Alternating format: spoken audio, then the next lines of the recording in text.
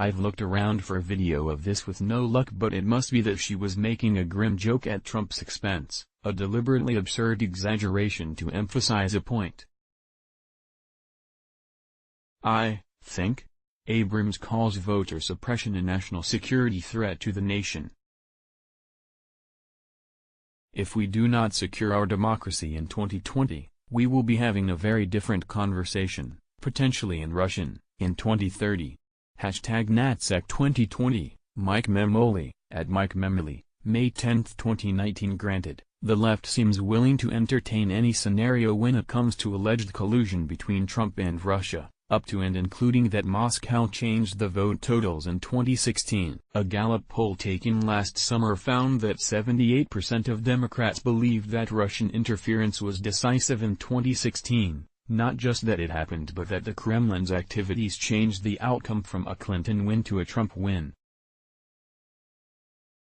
A YouGov poll taken last fall during the week of the midterms found that 2/3 of Democrats believe it's definitely or probably true that Russia tampered with vote tallies to get Trump elected, a claim which even Barack Obama has debunked as lacking evidence. We might actually be speaking Russian 10 years from now feels like it could potentially show up in the D block of Rachel Maddow's show on an especially slow news night.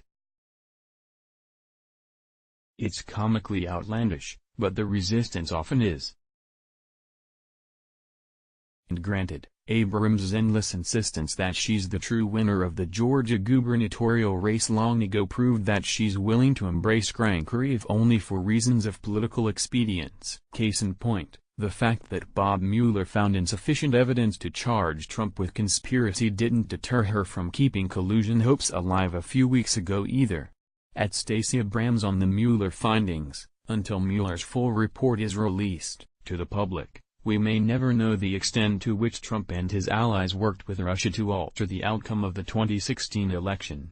#GayPaul.twitter.com/RO4Kuskinley, Greg Blostein, at Blostein, March 24, 2019. She's a Yale-trained lawyer.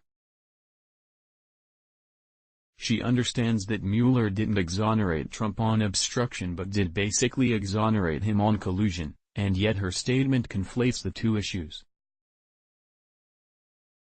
She also understands why the full report can't be released to the public, yet there she was insisting that it must be. So, yeah, it's possible that Abrams wasn't joking about speaking Russian in 2030. That doesn't mean she believes it, just that she knows what her audience wants to hear and is willing to deliver it to them, like any successful politician. Relatively successful, I mean.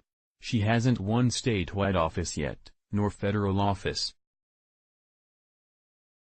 But the progressives and data nerds who make frequent cameos in my Twitter timeline treat the prospect of another Abrams candidacy the way baseball fans treated Bryce Harper's call-up to the majors in 2012. We are in the presence of a star with no ceiling, at whose feet history lies whimpering.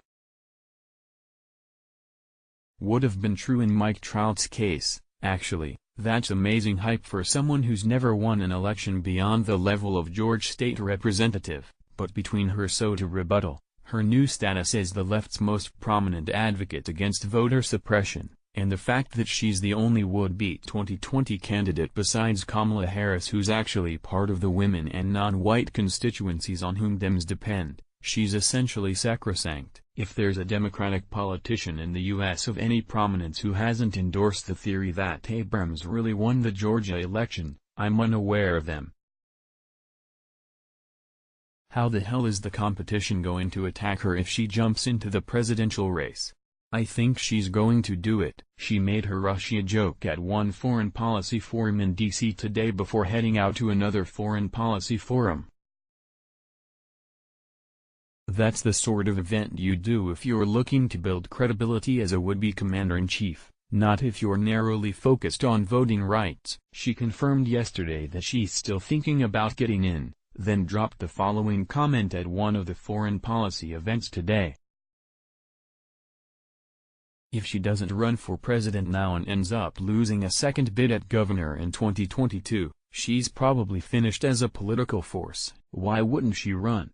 At Stacey Abrams on 2020, the Senate was not the right place for me. I'm looking at executive-level opportunities, and that means that I am going to look at the 2020 presidential election.